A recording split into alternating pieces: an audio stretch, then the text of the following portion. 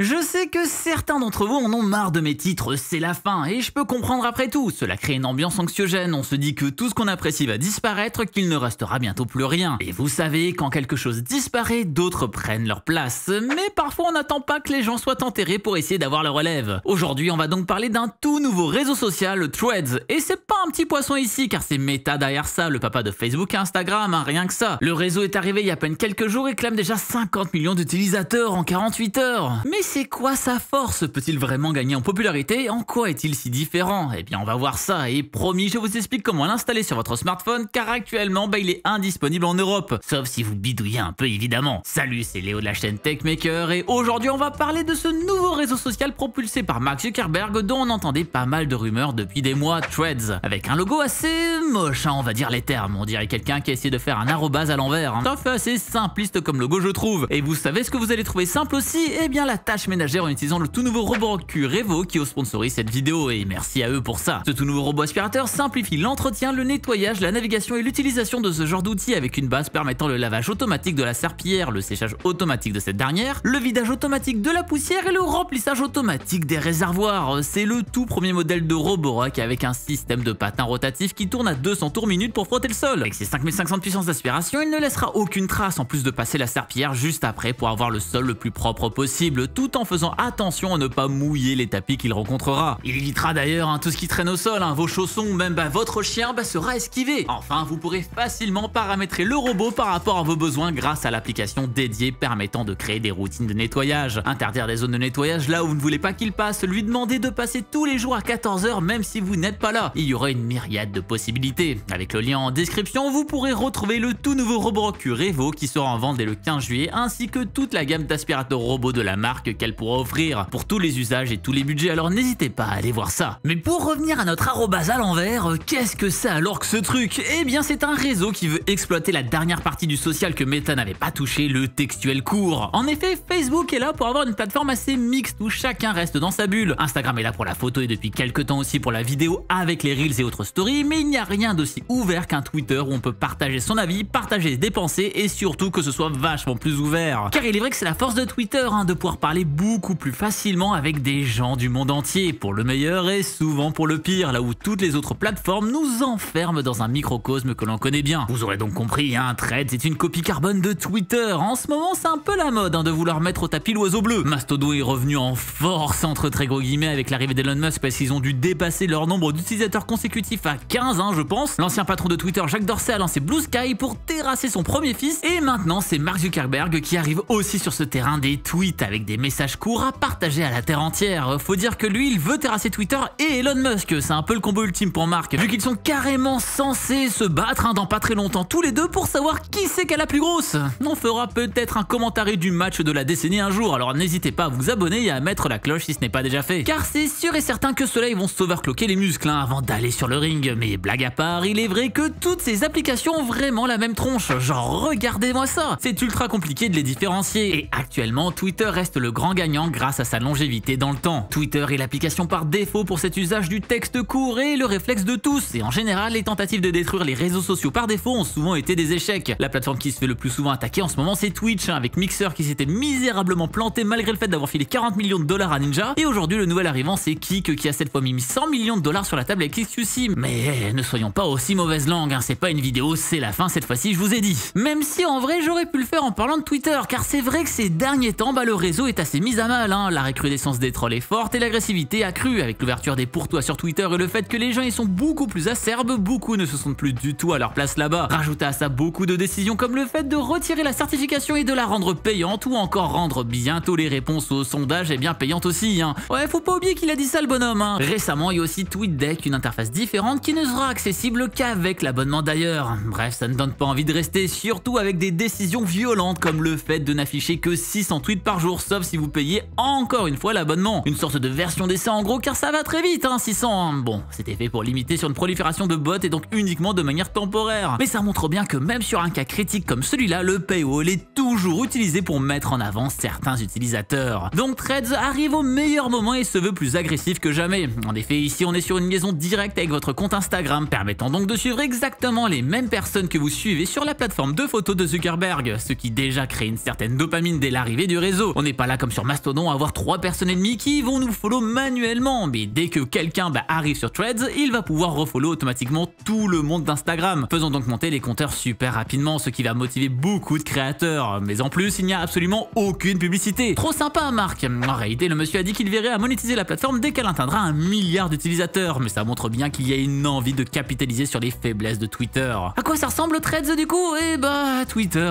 mais genre c'est exactement pareil, il y a la homepage, les mentions, la recherche et votre page de profil. Voilà, c'est giga sommaire et il n'y a rien comme killer feature, comme nouveau truc, si ce n'est que il n'y a pas de publicité pour le moment. Mais malgré son fonctionnement très similaire à Twitter, ça peut marcher grâce au fait que c'est Meta derrière qui pousse tout ça comme jamais. Je parlais d'1 milliard d'utilisateurs pour Threads et c'est pas impossible s'il y a effectivement ce forcing depuis Instagram qui a 2,5 milliards d'utilisateurs actifs. À côté, Twitter c'est un petit poisson avec seulement 500 millions. Ça fait tout de même 5 fois moins. S'il y a 20% des gens qui vont activement sur Instagram qui cliquent sur le pop-up vers Threads qui va sûrement être spammé dans les jours qui arrivent comme jamais, ça dépasse Twitter en un claquement de doigts. Donc en vrai, pas la peine de faire des killer features quand on est le maître du monde des réseaux sociaux. Est-ce qu'on est sauvé du grand méchant Musk alors, qui a détruit notre oiseau bleu préféré, car on sait tous que c'était un havre de paix avant? Faut pas oublier que ça reste Mark Zuckerberg quand même de l'autre côté, l'un des pionniers du réseau social, de celui qui a instauré le fait de vendre vos données personnelles dans tous les sens, qu'il a démocratisé un max, et je trouve ça assez hallucinant que beaucoup y voient un sauveur alors que tout le monde le détestait il y a encore quelques années. Comme quoi les gens ont la mémoire assez courte, hein. Faut pas oublier que le bonhomme avait carrément été auditionné pour le scandale Cambridge Analytica avec une utilisation sans consentement des données des utilisateurs. On parle d'un des plus gros dramas sur la confidentialité ici, hein. Il y en a eu d'autres, WhatsApp, des features Facebook. Bref, on n'est pas sur un bon samaritain, hein. Franchement, je pense que je préfère Musk sur certains points tout de même. D'ailleurs, Threads demande une chier d'informations personnelles, genre vos informations de santé par exemple. Je pense qu'avoir votre rythme cardiaque, ça peut être utile pour vous empêcher de tweeter n'importe quoi. Enfin plutôt de trader n'importe quoi. D'ailleurs, il n'y a pas encore de nom pour la variante du tweet là-bas, car un Threads, ça n'a pas vraiment de sens vu qu'un thread, c'est plusieurs messages à la base. Mais bref, on en reparlera de ça plus tard dans la vidéo. Il y a par contre un truc sur lequel il est giga taquin le petit Marc, c'est qu'il a posté ce tweet pour se moquer du fait que tout se ressemble un peu beaucoup en ce moment, alors qu'il n'avait pas tweeté depuis 11 ans. D'ailleurs, il faisait que la promo de Facebook sur Twitter, hein, donc j'imagine qu'il s'est retrouvé shadowban assez vite. Mais c'est quoi la riposte de Twitter d'ailleurs? Après tout, faut pas laisser traîner ça, hein, au vu de la prolifération extrêmement rapide du réseau grâce à son boost d'Instagram. Eh bien, ils ont attaqué en justice évidemment. C'est un peu le sport national aux États-Unis d'Amérique ça, hein. En effet, Elon Musk considère que Threads triche, que la compétition ça va, ça fait avancer le monde, mais que voler n'est pas bon. En effet, selon le proprio de Twitter,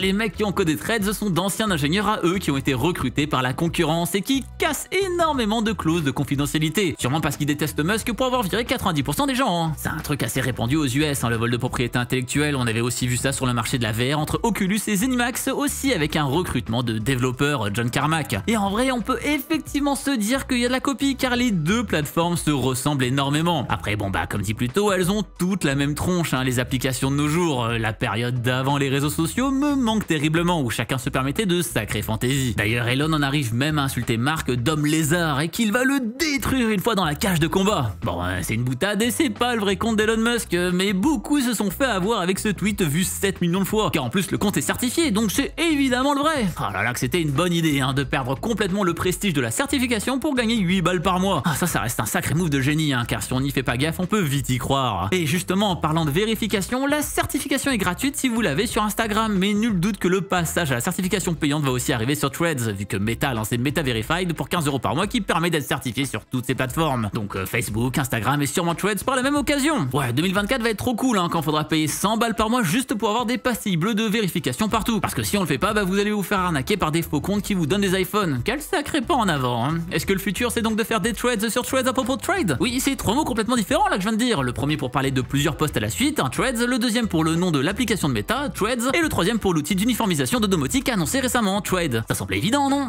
C'est compliqué à dire, mais pour autant, c'est pas forcément une application qui va mourir comme beaucoup de nouveaux challengers, car le support de Meta est de taille. Alors oui, c'est que de la copie pure et dure d'autres applications, mais à chaque fois, force est de constater que ça marche. Les Reels de copie de TikTok, ça fait des vues et c'est même devenu un truc principal à Insta. Les Stories, copie de Snapchat, ça fait des vues et c'est même devenu un truc principal à Insta. Alors Threads pourrait suivre la même voie, même si le fait que ce soit sur une autre application pourrait lui jouer des tours, mais peut-être que cela veut dire que Mark a d'énormes projets sur cette application, qui sait. Avec toute cette vidéo, vous n'avez qu'une envie, installer cette application. Et désolé de vous le dire, ça sert à rien d'aller sur le Play Store, hein, de votre Android ou même aller sur l'App Store de votre iPhone, hein, tout simplement car elle n'y est pas dessus, étant donné que l'application n'est pas encore approuvée par l'Union Européenne avec son processus assez strictes sur le respect des données personnelles. Alors c'est cool qu'on fasse gaffe à ça, mais on rate le train de la hype avec tout ça. Comment qu'on fait si on veut l'installer alors? Eh bien avec le lien en description, vous pourrez télécharger l'application Android que vous pourrez exécuter. Et une fois fait, vous aurez l'application qui fonctionne et ça même sans VPN. Il suffit juste d'autoriser l'installation de paquets inconnus et c'est fini. Bon, si vous avez un iPhone, c'est un peu plus compliqué. En même temps, vous cherchez à avoir un téléphone qui n'a même pas l'USB-C universel. Alors, vous déconnecter de votre compte Apple, d'en créer un nouveau, mais en faisant gaffe qu'il soit bien localisé aux États-Unis, de valider ce compte avec votre adresse mail, de télécharger Threads sur l'App Store qui du coup sera là vu que c'est un compte américain, de possiblement mettre une fausse adresse américaine d'ailleurs, car l'App Store peut vous demander de mettre des informations de facturation évidemment, et enfin de vous connecter sur l'application. Une fois qu'elle est téléchargée, plus la peine de rester sur votre compte Apple US, vous pourrez retourner sur votre compte bien français, et le temps de faire tout ça, vous avez le temps de commander un téléphone Android,